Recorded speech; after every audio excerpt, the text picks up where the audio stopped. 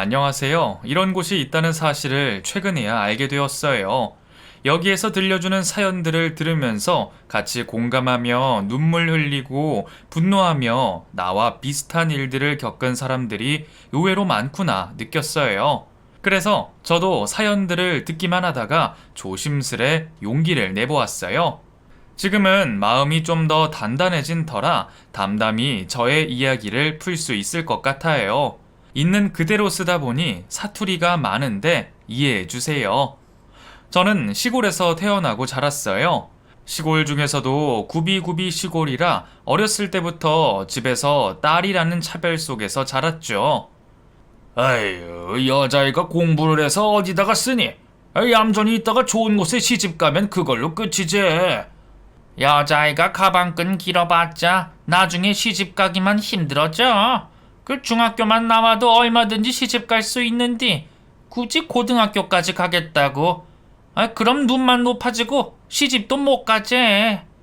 어렸을 때부터 저런 말을 듣고 자란 저는 대학 진학을 포기하고 고등학교를 졸업하고 인근 미싱 공장에서 미싱을 하며 생활비를 벌어야 했어요.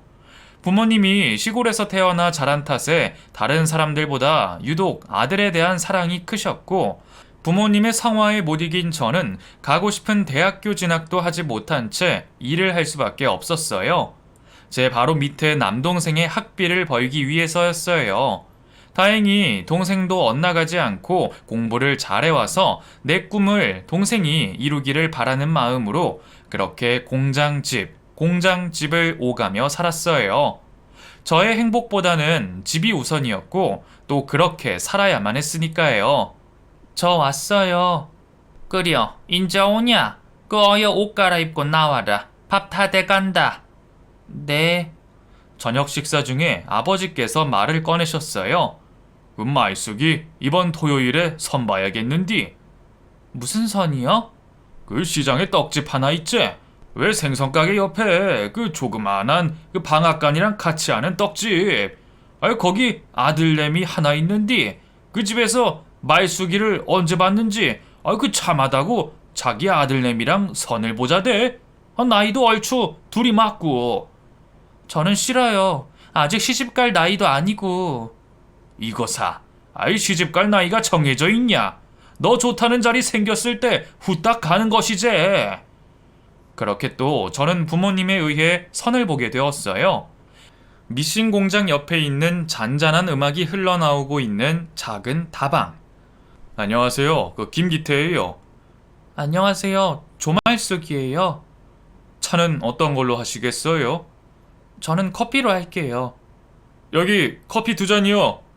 저는 내키지 않은 자리라 인사만 나눈 채 커피잔만 만지작 거리고 있었어요. 고요한 정막을 깨고 그가 먼저 말을 꺼냈어요. 말숙씨, 저는 말숙씨가 좋아요. 그 말숙씨가 시장을 오고 갈 때마다 눈길이 갔었는데 그 시장 안에 손님 모두들 말숙씨 칭찬을 해서 더 관심이 생겼나 봐요. 제 칭찬이요? 네, 그 미싱 공장 다니면서 동생 학비도 보태고 부모님한테 잘한다고요. 네. 어차피 집안끼리 다 알고 나오는 자리니까 빨리 결혼했으면 좋겠는데. 결혼이요? 저는 아직 생각이... 제가 마음에 들지 않아서 그런 건가요? 아니요. 너무 갑자기 일어난 일이라 생각이 필요해요. 저는 말숙씨가 너무 마음에 드는데 말숙씨도 좋은 쪽으로 생각했으면 좋겠어요.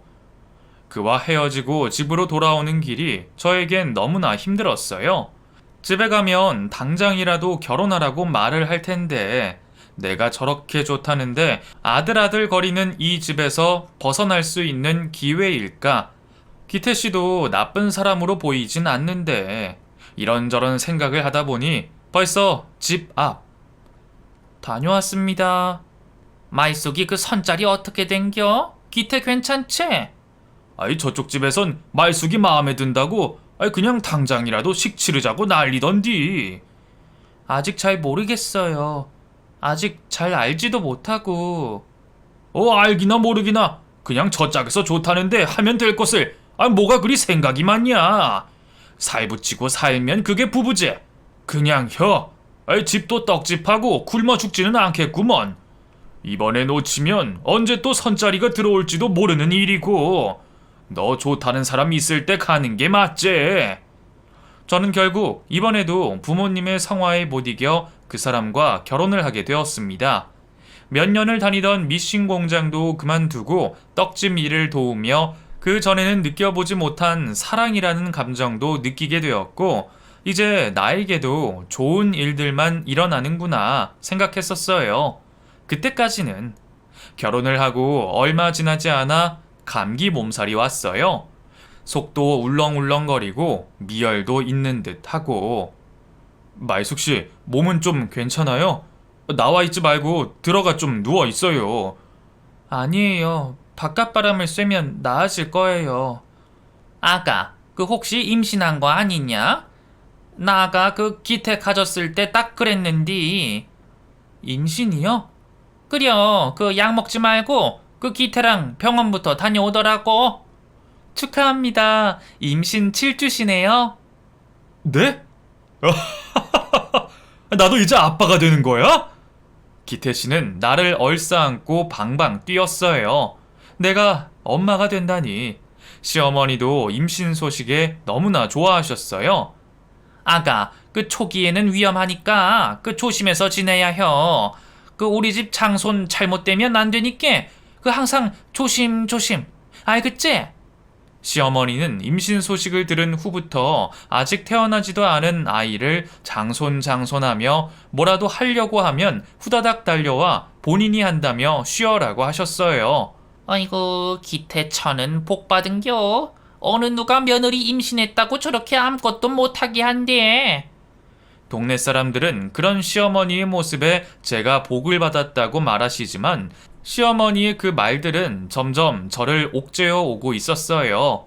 어렸을 때부터 딸이라며 차별을 받았던 나의 모습이 행여나 이 아이가 아들이 아니라 딸이라면 내가 받았던 그 고통을 내 아이도 받게 될까 배가 불러오면 올수록 점점 더 걱정이 깊어졌어요. 말숙씨, 무슨 고민이라도 있는 거예요?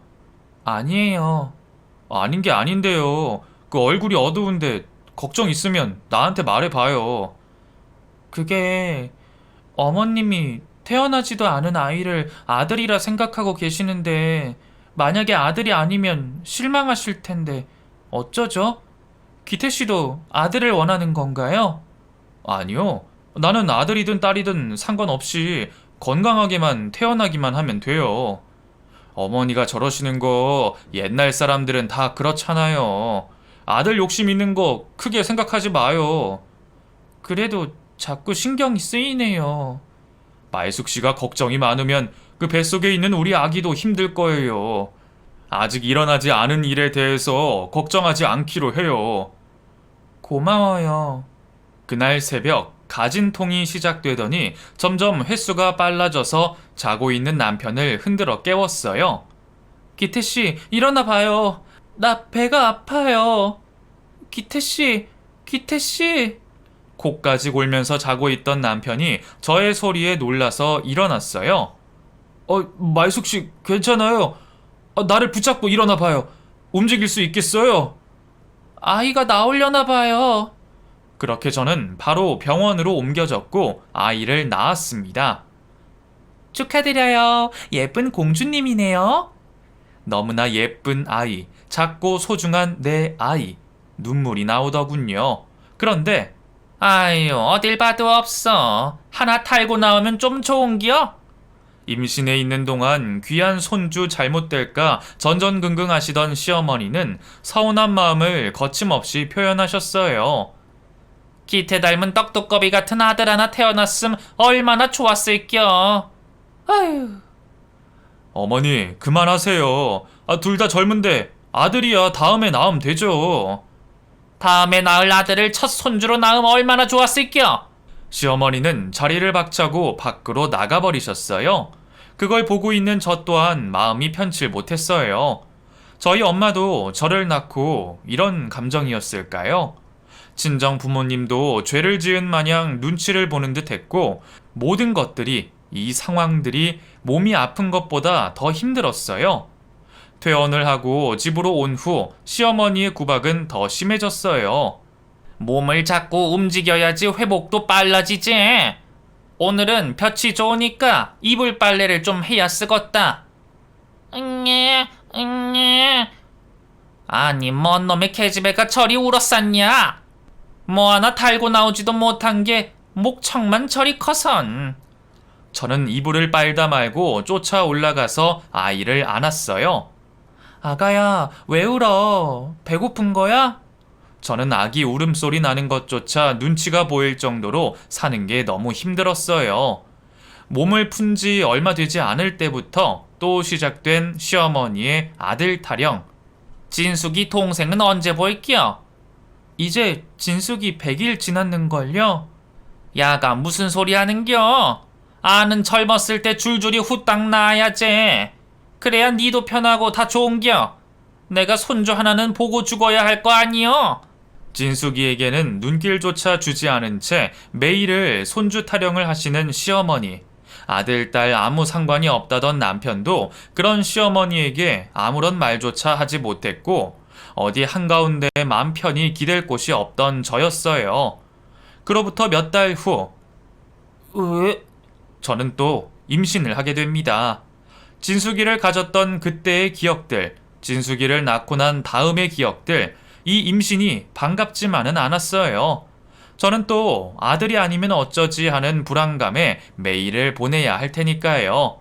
저의 임신 소식을 들은 시어머니는 아니나 다를까 이번에는 하나 달고 나오겠지를 입에 달고 사셨고 배는 점점 불러오고 저의 걱정 또한 늘어만 갔습니다. 응애, 응애. 축하드려요. 예쁜 공주님이에요. 또 계집애요? 아니 어째서 낳기만 하면 계집애인겨? 아, 나 원참. 에휴. 눈에 넣어도 안 아플 내 아이들.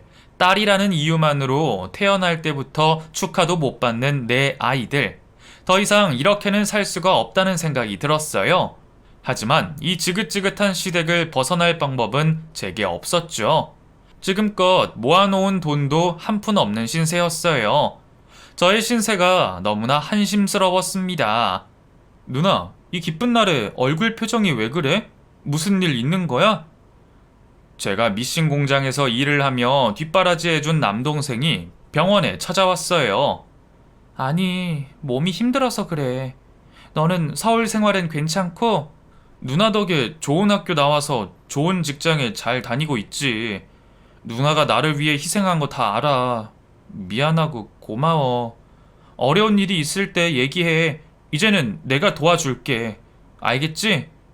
눈물이 핑 돌았습니다. 언제 이렇게 컸을까 싶기도 하고 그때 병실 문이 요란스럽게 열리며 시어머니가 들어오셨어요. 에휴, 뭐 하나 내 맘대로 되는 게 없어. 옆집, 뒷집, 앞집 남들은 하나 둘 잘만 숭풍숭풍 잘 낳는 아들. 그게 뭐가 그래 힘들다고 줄줄이 계집애만 낳는 건지. 근데 이 청년은 누구셔? 안녕하세요. 진숙이 삼촌이에요. 아, 그 서울에서 직장 생활한다는 그 남동생. 뭐 그래 이쁘다고 먼 길까지 온겨? 와 봐야죠. 조카가 태어났는데. 조카는 무슨. 난 이제 갈란다.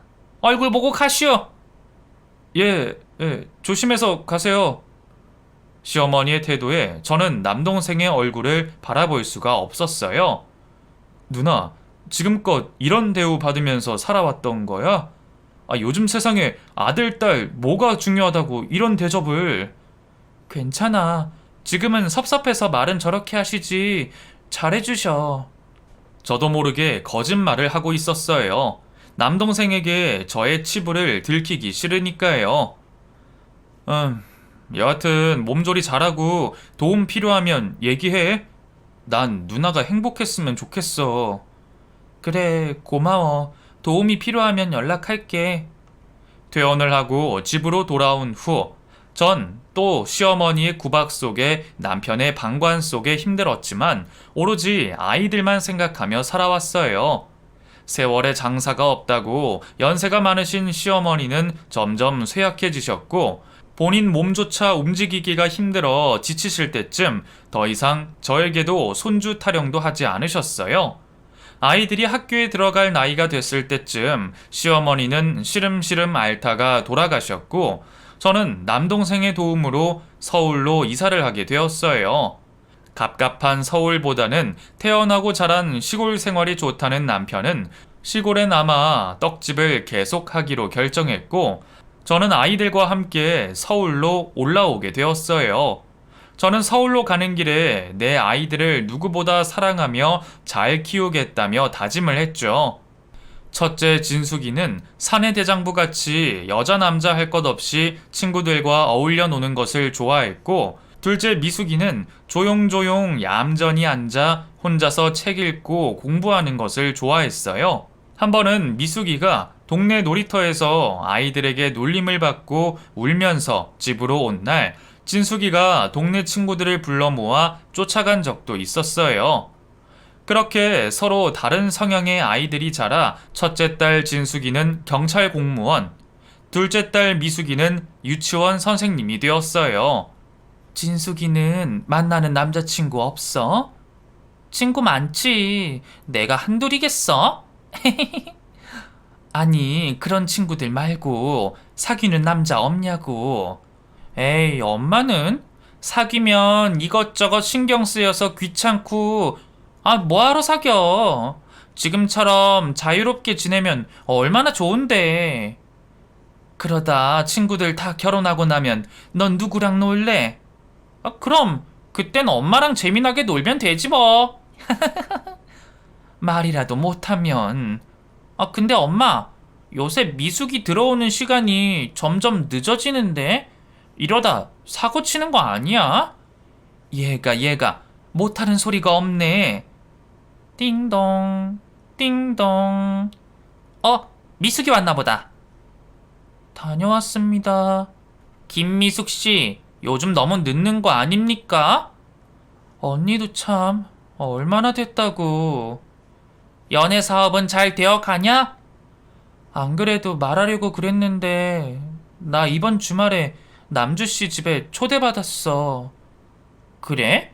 야, 벌써 만난 지 5년이 됐는데 그런 말이 나올만 하지. 너네 나이도 있고. 넌 어때? 남주랑 결혼할 거야? 인사하러 가면 끝이다. 잘 생각해. 난 남주 씨 사랑해. 결혼한다면 남주 씨랑 하고 싶어. 그래, 미숙아. 엄마는 너가 사랑하는 사람과 결혼해서 행복하게 사는 모습 보고 싶어. 그렇게 둘째 딸 미숙이는 대학교 동아리 모임에서 만난 사람과 5년의 연애 끝에 결혼을 했어요. 그리고 둘은 저의 바람대로 행복하게 잘 사는 듯 했어요. 그러던 어느 날 미숙이에게서 전화가 한 통 걸려왔습니다. 여보세요?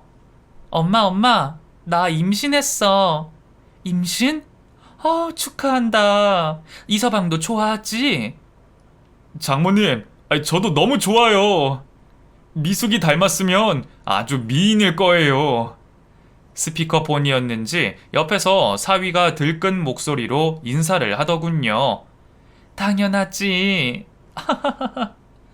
딸과 사위의 웃음으로 인해 저의 얼굴에도 웃음이 한가득했어요. 어느덧 10개월이라는 시간이 흘렀고 미숙이의 배도 남산만해졌어요. 이제 곧 출산이지? 아직 아들인지 딸인지 모르고. 엄만, 아들이면 어떻고 딸이면 어때서. 나랑 이서방은 이 아이가 건강하게 태어나기만을 바랄 뿐이야. 그래. 나도 같은 마음인데 사돈이 아들을 바라신다니 그게 걱정이지. 아유, 엄마, 걱정 마. 설마 내가 구박받을까봐? 그 정도로 나쁜 시어머니도 아니셔. 괜한 걱정은? 미숙이는 걱정을 하지 말라고 했지만 내가 자라온 환경, 내가 겪었던 것들이 한꺼번에 떠올라 며칠을 잠을 잘 수가 없었어요. 그래, 내가 특별한 경험을 한 거일 거야 라고 생각하며 억지로 저를 위안했죠.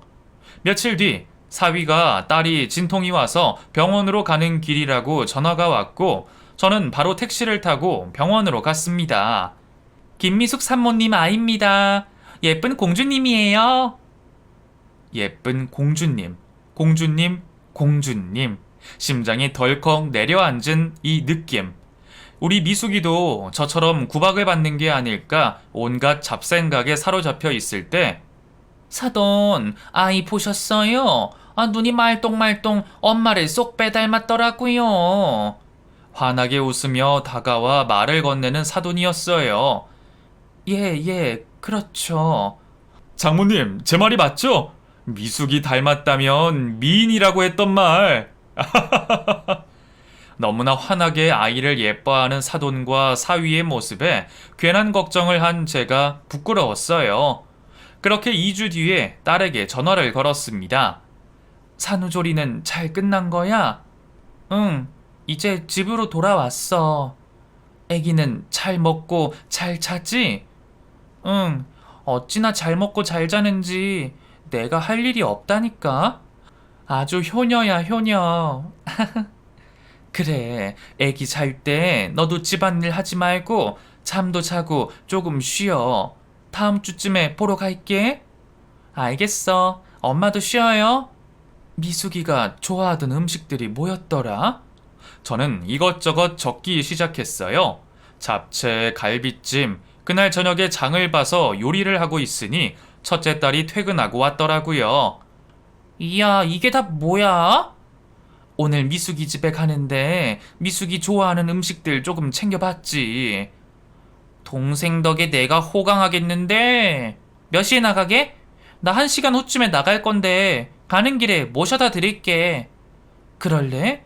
나도 거의 다 했어.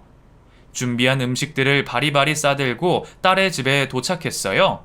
띵동, 띵동. 엄마, 와, 이게 다 뭐야? 뭘 이렇게 많이 들고 왔어, 무겁게. 진숙이가 데려다 줘서 편안히 왔어. 뭐야? 언니는 여기까지 와서 그냥 갔단 말이야? 요즘 해결해야 할 사건들이 많대. 그래도 잠깐이라도 보고 갈 것이지. 우리 해솔이가 얼마나 예쁜데. 그치, 해솔아? 방긋방긋 웃고 있는 손녀.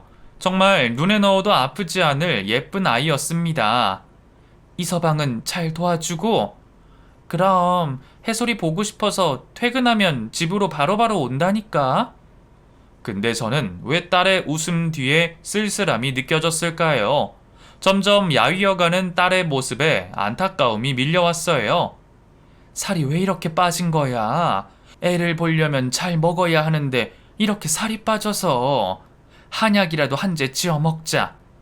아니야, 해솔이 때문에 잠을 못 자서 그런 거지.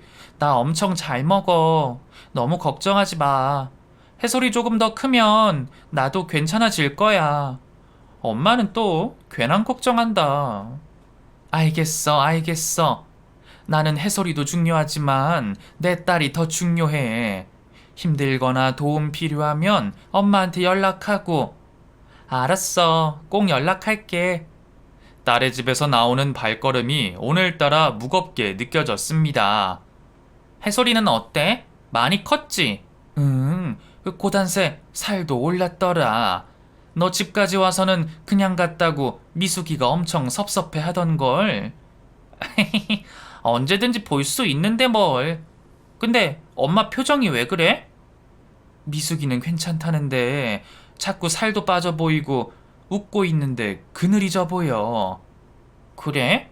늘 전화할 때마다 목소리 좋던데. 별일이야 있겠어? 걱정하지 마. 걱정도 병이다, 엄마. 그래, 알겠어. 뭐 별일이야 있으려고. 해솔이가 6개월쯤 됐을까요? 사위가 미국 지사로 발령이나 5년 후에나 돌아온다고 했어요. 가족들과 함께 갈 수도 있지만 미숙이는 한국에 남아 해솔이를 키우기로 결정했고요. 엄마, 해솔이 봐줄 수 있어? 보려면 보지. 왜? 이서방도 없고 해솔이만 키우기엔 나도 너무 젊고 일을 다시 시작해 보려고. 근데 해솔이가 너무 어려서 어린이집에 맡기기가 그래서 엄마가 괜찮으면 일 시작해 보려고. 그래, 얼마든지 봐줄 테니까 다시 시작해. 고마워, 엄마. 어린 해솔이를 두고 일을 다시 시작한다는 미숙이가 의아했지만 직장 생활을 하면서 다시 예전의 활기찬 모습으로 돌아오길 바라는 마음에 두 번 생각할 필요도 없이 해솔이를 봐주기로 했어요. 미숙이는 다시 시작한 일이 힘든 건지 녹초가 되어 퇴근을 하는 날들이 많아졌어요. 내가 이러려고 해솔이를 봐준 게 아닌데 그래도 본인이 좋다니 말릴 수도 없는 노릇이었어요. 그렇게 해솔이를 봐준 지 3년이란 시간이 흘렀고 해솔이도 어린이집에 다니게 되었어요. 손녀가 어린이집에 다니고부터는 저도 시간이 많이 나서 그동안 못했던 운동도 하고 배우고 싶었던 것들도 배우면서 시간을 보냈습니다. 그러던 어느 날 미숙이로부터 전화가 왔어요. 엄마, 오늘 해솔이 좀 봐줄 수 있어? 해솔이 오늘 어린이집 안 갔어? 응, 그 감기 기운이 좀 있어서 못 보냈어. 너도 일 빼고 옆에서 좀 봐주지 그러니. 갑자기 일을 못 빼, 엄마. 좀 부탁해요. 딸의 부탁에 저는 약속을 취소하고 손녀딸을 봐주기로 했죠. 열이 많이 나서 칭얼거리는 해솔이를 안고 달래면서 자기 딸이 이렇게 아픈데 혼자 두고 뭐하러 일은 하러 나가나 싶은 것이 안타깝더라고요. 울다 잠든 아이를 눕혀놓고 옆에서 저도 누워서 토닥거리고 있는데 많이 아팠던지 끙끙대며 손녀딸이 잠꼬대를 하더군요. 할머니, 우리 엄마 때리지 마. 아이... 저는 이게 무슨 소리인가 싶어서 해솔아, 뭐라고? 라고 했더니 우리 엄마 때리지 마. 다시 똑같은 말을 하는 해솔이. 나쁜 꿈을 꾸는가 보다 싶어서 다시 손녀딸을 꼭 안아주었습니다. 그런데 뭔가 이상한 느낌이 들더군요.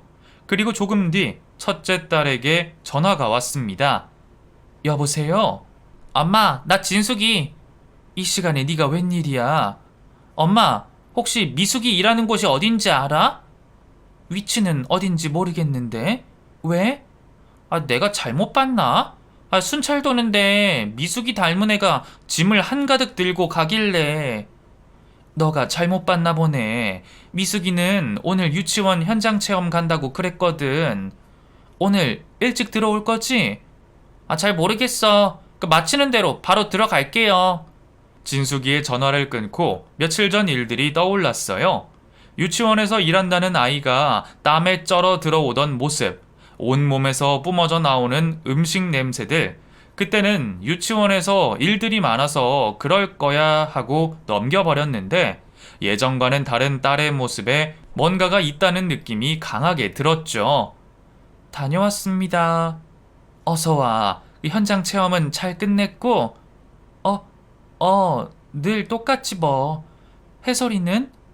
씻고 이제 막 잠들었어. 그때 마침 첫째 딸도 퇴근하고 집으로 들어왔습니다. 언니도 이제 들어와? 오늘은 일찍 퇴근이네? 그래, 엄마 성화에 못 이겨서. 너 유치원에서 일 잘하고 있지? 당연하지. 근데 오늘따라 나 일하는 게 왜들 이렇게 궁금하시대? 그냥 동생이 잘 지내고 있나 물어본 거지. 이유가 있겠냐? 진숙이가 미숙이의 머리를 헤드락하는 순간 미숙이가 주저앉았습니다. 미숙아, 무슨 일이야? 뭐야? 나 그렇게 세게 안 걸었는데? 가만. 이게 뭐야? 아무것도 아니야. 미숙이는 얼른 손을 허리 뒤로 숨겼어요. 가만히 있어봐. 아무것도 아닌 게 아닌데. 왜 진숙아? 무슨 일이야? 진숙이의 호들갑에 깜짝 놀란 저는 미숙이에게 다가왔고 미숙이는 당황하는 듯 했어요. 어깨며 등이며 팔목, 파스 냄새가 진동을 했어요. 너 무슨 일 하고 다니는 거야? 무슨 일은 유치원에서 애들 교구 만들다 보니까 욱신욱신거려서 붙인 것 뿐이야. 다들 왜 이렇게 오바야? 나 지금 너무 피곤해. 들어갈게. 미숙이는 뭔가를 들킨 것 마냥 바빠 방으로 들어갔어요. 미숙이 뭔가 숨기는 게 있는 것 같아. 진숙이의 말에 저는 뭔지 모를 불안감이 엄습해왔습니다. 그동안 내가 왜 미처 몰랐을까요? 그저 오랜만에 일하느라 피곤하다고만 느꼈는데 온몸에 저렇게 파스까지 붙이고 다닐 만큼 고된 일을 하고 있었던 딸. 이런저런 생각에 밤새 뜬 눈으로 보낼 수밖에 없었어요. 다음날 아침 어김없이 미숙이는 출근을 한다며 나갔고 뒤이어 저와 진숙이도 따라 나섰어요. 버스 뒤를 차로 한참을 따라가고 있는데 미숙이가 어느 한 정류장에서 내렸어요. 이 동네 낯설지가 않은데? 내가 여기를 와봤었나? 진숙이는 머리를 갸우뚱거렸어요. 얼마 후 어느 파란 대문을 열고 들어가는 미숙이. 도대체 이 집은 어디며 유치원을 간다는 미숙이는 왜 여길 들어가는 것일까? 온갖 생각들이 다 들면서 진숙이와 그 앞에서 정차해놓고 다시 문이 열리기를 기다리고 있었어요. 1시간 정도 흘렀을까? 깔끔하게 차려입은 여자 하나가 그 집 대문을 열고 나왔어요. 할머니랑 잘 놀고 말씀 잘 듣고 엄마 돈 많이 벌어서 우리 남규 맛있는 거 많이 많이 사줄게. 어린 남자아이, 해솔이보다는 조금 작은 아장아장 걷는 아이에게 뽀뽀를 하는 여자. 그 옆에 남자아이의 손을 잡고 걸어 나오는 낯익은 중년의 여자. 걱정하지 말고 잘 다녀와라. 우리 남규는 내가 잘 돌보고 있을 테니. 네, 다녀올게요, 어머니. 오늘 날도 좋은데 형님더러 이불 빨래 싹 다 해놓으라고 전해주세요. 형님이 야무져서 청소 하나는 잘하시더라고요. 우리 남규 같은 아들 하나 못 낳는 년 그거라도 못하면 어디다 쓰려고? 조심해서 다녀와라. 네, 어머니. 남규야, 이따가 만나. 그렇게 둘은 파란 대문 앞에서 헤어졌어요. 저는 놀라지 않을 수가 없었어요. 그 낯익은 여자는 바로 미숙이의 시어머니였고 그 젊은 여자는 미숙이 아랫동서였으니 그 둘의 모습에 도저히 참을 수가 없었어요. 내 둘째 딸 미숙이가 이런 대접을 받고 있었다니 정말 손발이 벌벌 떨리더군요. 쾅쾅쾅쾅. 저는 파란 대문이 부서질 듯 발로 몇 번이고 걷어찼어요. 누구세요? 엄마. 문을 열어주다 저를 마주한 미숙이는 놀라서 뒷걸음질을 쳤어요. 누구길래 이렇게 무식하게 문을 두드리는 거야? 미숙이 뒤로 들리는 목소리, 다름 아닌 미숙이의 시어머니였어요.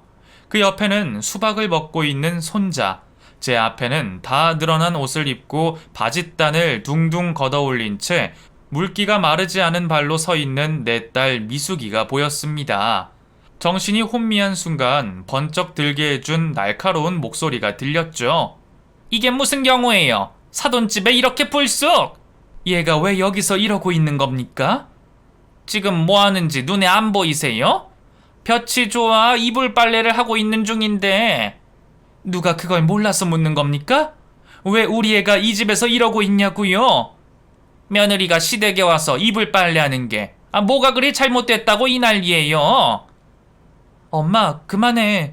내가 집에 가서 다 설명할게. 그만 가자. 응? 이거 놔봐. 니네 시어머니 말 좀 들어봐야겠으니까.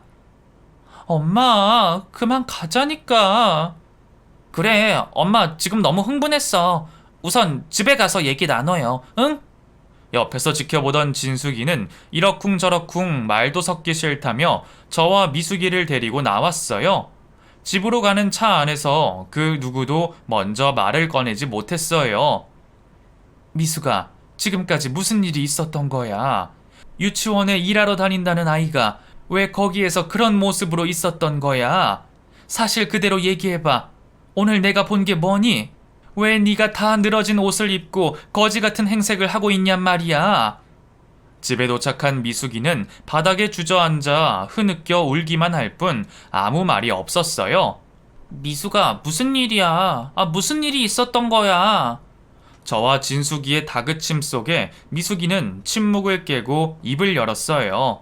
나 사실 그동안 해솔이 엄마한테 맡겨놓고 시댁에 다녔었어. 해솔이 아빠 미국으로 가고 난 후부터. 처음엔 나도 좋은 마음으로 갔었어. 시어머니 혼자 계시니까 적적하시겠지. 나라도 가야지. 우리 해솔이는 그래, 엄마가 느낀 그대로 딸이라는 이유로 이쁨 받지 못했어. 엄마도 그렇게 자라왔고 또 우리도 그렇게 자라왔는데 내 딸까지 그런 대우를 받는다는 것이 싫었고 인정하기 싫었어. 그래서 누구보다 이쁨 받고 사랑받는 아이라고 속여왔었어. 해솔이 엄마한테 맡길 때쯤이 동서가 아이를 낳았을 때였을 거야. 시어머니가 그토록 바라던 아들, 그 아들을 낳아준 며느리가 얼마나 예뻤겠어. 그 며느리가 힘들까봐 나를 불러서 이것저것 일을 시키시더라. 처음엔 동서도 고맙다면서 인사하더니 어느 순간부터는 모두들 나를 가정부 취급했어. 있는 듯 없는 듯 누구한테도 말할 수가 없었어. 내가 너무 비참했으니까. 이제 곧 있음 해솔이 아빠도 들어올 테니 그때까지 나만 고생하면 모든 것이 다 괜찮아지겠지. 그렇게 해서 보낸 세월이 4년이 됐어. 정말 미안해. 이런 모습 보여주려고 결혼한 게 아니었는데. 이런 처죽일 것들. 내 귀한 딸을 이런 식으로. 저는 더 이상 말을 이어갈 수가 없었어요. 내가 어떻게 키운 소중한 내 딸인데 이렇게는 억울해서 못 있겠다. 망할 것들. 사지를 갈기갈기 찢어놔도 시원찮을 것들. 엄마, 진정해. 우선 마음 좀 가라앉히고. 아이고, 내가 그런 줄도 모르고 진작에 말을 할 것이지. 이럴 줄 알았으면 이서방이랑 같이 미국으로 들어갔으면 됐을 거 아니냐. 이서방은 이 사실 알고 있는 거야? 아니, 굳이 말할 필요가 없었어. 이제 1년만 더 있음 한국에 들어올 테고 이런 모습 알려주기 싫어. 속도 좋다. 자기들 식구들이 어떤 사람인지 속속들이 까발려야지. 너 혼자 이게 뭐니? 답답하다 답답해. 내 속으로 나왔지만 네 속을 알 수가 없다. 알 수가 없어. 엄마, 이제 그만해. 미숙이도 지금 많이 힘들 거야. 지금은 쉬게 좀 해주자. 진숙이는 미숙이를 데리고 방으로 들어가 눕히고 다시 나왔어요. 진수가 아무래도 이 사실을 이서방한테 알리는 게 나을 것 같아. 우리가 이렇게 데리고 왔는데도 아무 소식 없는 거 봐라. 그 집 식구들은 인간도 아닌 게야. 도저히 분해서 못 있겠다. 앞장서 그 집으로 가자. 저는 주방에 있는 굵은 소금 한 자루를 어깨에 올려쥐고 출발했어요. 이 잡것들, 문 열어! 어서 문 열어! 동네가 떠나갈 듯이 고래고래 고함을 질러대며 발로 대문을 걷어찼어요. 앞집, 뒷집, 옆집 누구라고 할 것 없이 모두들 무슨 일이 일어났나 3355 모여들기 시작했어요. 누가 남의 집 대문을 발로 차고 난리야? 문이 열리면서 해솔이 할머니가 부채질을 하며 못마땅한 얼굴로 나왔어요. 아니, 딸년 데리고 갔음 그만이지. 왜 또 와서 행패질이야? 야, 이년아, 네가 사람이냐? 어디 부릴 사람이 없어서 며느리를 종부리듯이 부려? 내 딸 그런 대우 받으라고 이 집에 시집 보낸 줄 아냐? 저는 분에 못 이겨 들고 있던 소금 자루를 던져놓고 그 여자의 멱살을 사정없이 잡아당겼어요. 아니, 내가 뭘 어쨌다고 이러는 거야? 이거 안 놔? 아들도 못 낳는 거 집안일은 잘하길래 와서 도와달랬더니 본인이 와서 그렇게 하는 걸 난들 뭐 어쩌겠어? 본인이 좋아서 한 일을 왜 나더러 쌍욕이야? 가방끈 짧은 걸 이렇게 표를 내다니. 아유, 무식하게. 해솔이 할머니는 사정없이 흔들어대는 저의 손을 움켜잡고는 패댕개 쳤어요. 엄마, 괜찮아? 지금 뭐 하시는 거예요? 뭐? 무식? 아이고, 동네 사람들, 이 여자 말하는 것 좀 보소. 손주 낳은 며느리 옆에 끼고 앉아서 아들 못 낳는 며느리를 몇 년 동안 종부리듯 부려놓고선 아유, 얼굴 낯짝도 두껍지. 인두껍을 쓰고 어쩜 그럴 수가 있어. 너네는 사람도 아닌 거야. 저는 가슴을 내리치며 울분을 토했고 동네 사람들이 웅성대기 시작했어요. 어머, 그럼 이 집에서 일하던 사람이 며느리였다는 소리야? 아유, 난 이 집 가정부인 줄 알았는데 며느리였어. 아유, 세상에. 며느리를 그리 못 잡아먹어 안달이었던 거야. 요즘 세상에 자기는 여자 아닌가? 웅성웅성거리는 동네 사람들 사이로 진숙이가 말을 꺼냈어요. 요즘 세상이 어떤 세상인데 아들 부끄럽지도 않으세요? 그 잘난 아들이 이 사실을 알아도 이렇게 기세등등하게 나오나 두고 봅시다. 엄마, 일어나요. 상대할 가치도 없는 사람들이야. 에라이 썩을 것들. 튀튀튀. 저는 바닥에 있던 굵은 소금 한 자루의 입구를 풀어헤쳐 해솔이 할머니의 얼굴에다가 퍼부었어요. 이게 뭐 하는 짓이야? 재수없는 것들. 다시는 볼 일 없을 거야. 그렇게 저는 미숙이의 시댁에서 한바탕 소란을 피운 후 집으로 돌아왔어요. 이서방한테 연락해서 빠른 시일 내에 들어오라고 그래. 알겠어. 내가 연락해 볼게. 자초지종을 들은 이서방은 한 걸음에 한국으로 들어왔고 미숙이와 오랫동안 이야기를 나누었어요. 왜 진작에 말하지 않았어? 나는 저러시다 말 줄 알았지. 타국에서 고생하는데 굳이 왜 말해? 한 사람은 편안해야지. 너 정말 미련하구나. 미처 알아채지 못한 내가 한심할 뿐이야. 사위는 미숙이가 그렇게 된 것이 자기 탓인 것 마냥 괴로워했어요. 제가 미국에 들어갈 때 미숙이랑 해솔이를 같이 데리고 갔었어야 했는데 상황이 이렇게 될 줄이야. 모두 제 잘못입니다. 용서해 주세요. 아니야. 처음에는 자네 얼굴조차도 꼴보기 싫었지만 자네라고 이런 일이 일어날 줄 알았을까? 옆에 같이 있는 우리도 감쪽같이 모르고 있었던 일인데 멀리 타국에 있는 자네가 알 턱이 없었겠지. 이게 어디 자네 잘못인가? 그렇지만 미숙이를 자네 집 식구들과 더 이상 엮이게 하고 싶진 않아. 미숙이와 이혼을 하던지 자네 식구들과 연을 끊던지 둘 중 하나를 선택하게. 더 이상은 우리 미숙이를 그런 사람들과 지내게 할 순 없어. 장모님, 저는 미숙이랑 헤어질 생각이 없어요. 저한테도 시간을 주세요. 조만간 결정을 내려서 돌아오겠습니다. 그렇게 본가로 돌아간 사위는 며칠 뒤 헬스한 모습으로 나타났어요. 미숙이 해솔이와 함께 미국으로 가겠다며 다시는 연락을 하지 말라고 통보했다더군요. 부모 형제와 연을 끊는다는 것이 말처럼 쉽지만은 않았을 텐데 우리 미숙이를 위해서 그런 결단을 내렸다는 사위가 안쓰럽더군요. 하지만 내 자식을 위해서라면 어쩔 수 없는 일이었어요. 당분간은 미숙이를 제 옆에 끼고 그동안 마음고생, 몸고생한 딸아이의 건강을 보살펴주고 싶은 마음이 굴뚝 같았지만 한국에 같이 있는 이상 언젠가는 그 인간들과 마주칠 테고 그럼 또 서로 힘들 테고 미숙이를 위해서라도 사위를 따라 미국으로 가는 게 현명하다고 생각했어요. 거기에서는 인간 같지도 않은 시어머니의 구박도 받지 않고 하고 싶은 일들을 하면서 마음껏 자유롭게 생활하길 바라면서요. 몇 년의 세월이 흐른 지금 우리는 매일 영상통화를 하며 지내고 있어요.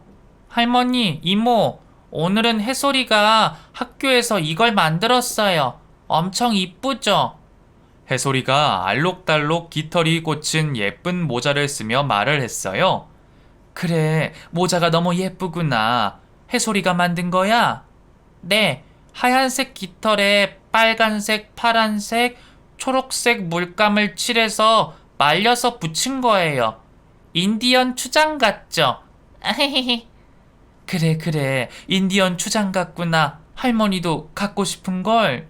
해솔이가 한국에 놀러 갈 때 할머니 모자도 예쁘게 만들어서 갈게요. 그래, 고맙다 해솔아. 참, 엄마, 진숙이 언닌 아직 만나는 사람 없는 거야? 결혼할 생각은 아예 없는 거고? 어디서 내 얘기가 나오는 거야. 난 결혼에 아주 진절머리가 난 사람이다. 엄마의 미숙이 너의 나는 지금 이대로 자유롭게 살란다. 아직 할 일이 많다고. 진숙이, 미숙이, 내 소중한 딸들. 앞으로도 이렇게 웃으면서 행복하게 사는 게 저의 소망입니다. 제 사연은 여기까지예요. 어떻게 끝을 맺어야 할지 아직도 그때 그 일을 생각하면 가슴이 터질 듯이 화가 솟구치지만 언젠가는 이 일들도 조금은 잊혀지는 날들이 오겠죠. 미숙이의 마음의 응어리도 작아질 그날을 기다리며 큰딸 진숙이, 작은딸 미숙이, 귀여운 손녀 해솔이, 그리고 우리 미숙이를 끝까지 놓지 않고 잡아준 사위까지 모두 고맙고 또 너무 사랑한다고 전하고 싶습니다. 지금까지 길고 길었던 제 사연을 들어주셔서 감사합니다.